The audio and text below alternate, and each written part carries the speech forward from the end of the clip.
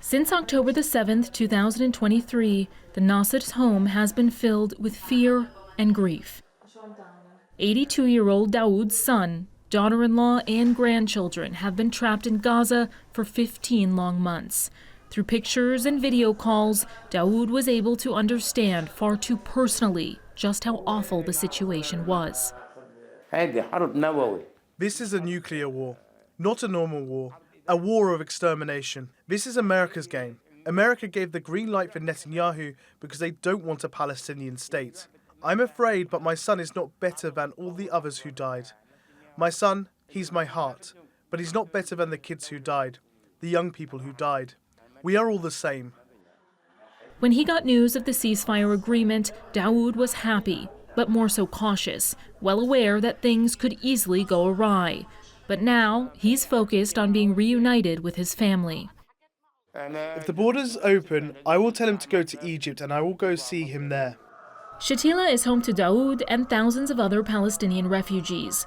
Even those who don't have family and friends in Gaza have felt huge relief in recent days, their collective grief palpable on these streets in the last year and a half. We as Palestinians are one people. Our hearts, brains, all of us are with the people of Gaza.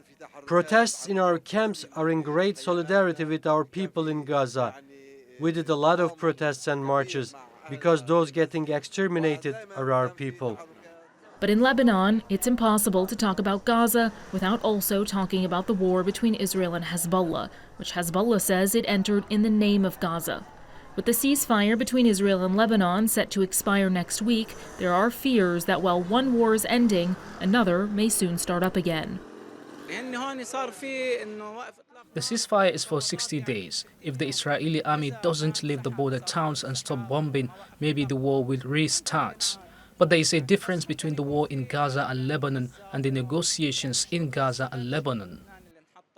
News of the ceasefire agreement has brought many complicated emotions to both Palestinian and Lebanese communities here.